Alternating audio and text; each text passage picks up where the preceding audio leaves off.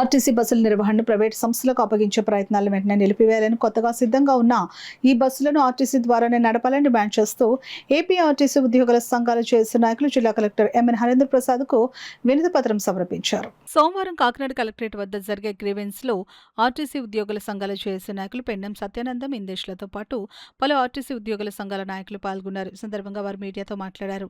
ఈ కార్యక్రమంలో ఏవీ రావు, రాజు, ఎస్ నారాయణ, పద్మ, శ్రీనివాసరావు, రవి, వైఎస్ఎన్ రాజు తదితరులు పాల్గొన్నారు. విద్యుత్ బస్సులు ఆర్టీసీ ద్వారా తిప్పాలని కోరుకుంటున్నాం. మనం అయితే విద్యుత్ బస్సులకు వ్యతిరేకం కాదు, విద్యుత్ బస్సులు రావాలని కోరుకుంటున్నాం.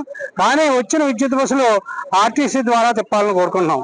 ఎందుకంటే ఆర్టీసీ ద్వారా తిప్పితే ప్రజలకు కూడా మెరుగైన సేవలు అందించడానికి అవుతుంది. శిక్షిస్తున్న డ్రైవర్లు ఉన్నారు, మెకానికల్ ఉన్నారు. అలా కాకుండా ప్రైవేట్ వాళ్ళు తిప్పితే అవి ఎప్పుడు తిరిగితే తెలియదు, ఎప్పుడు ఆగిపోతే తెలియదు, ఏ రకంగా ఉండదో తెలియదు. ఆల్రెడీ రాష్ట్రంలో 4 డిపోలు మూసివేశారు. మనం ప్రజెంట్ మన కాకినాడ, అమలాపురం ఇటువంటి చోట్ల కూడా 50 చెప్పిన 150 బస్సులు ఆల్రెడీ రావడానికి సిద్ధంగా ఉన్నాయి. పనులు అయితే జరుగుతున్నాయి. బహుశా ఆగస్టు 15 కానీ సెప్టెంబర్ 1 కానీ అవి నడపచ్చు. ఆ నడిపేవన్నీ కూడా మన ఆర్టీసీ ద్వారా నడపమని చెబుతుంటే ప్రభుత్వం కాలయాపన చేస్తుంది తప్పించి ఎక్కడా కూడా కాగితం పూర్వకంగా మనకు హామీ అయితే ఇవ్వట్లేదు.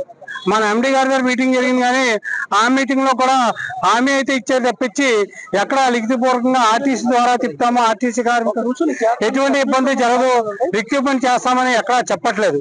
ఆల్రెడీ 14,000 మంది ఉద్యోగస్తుల కొరతో ఆర్టీసీ నడుస్తుంది.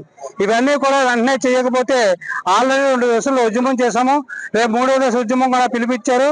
అవన్నీ కూడా ఉద్యమం చేస్తామని తెలియజేస్తూ ఈ అవకాశం మీ అందరూ కూడా ధన్యవాదాలు.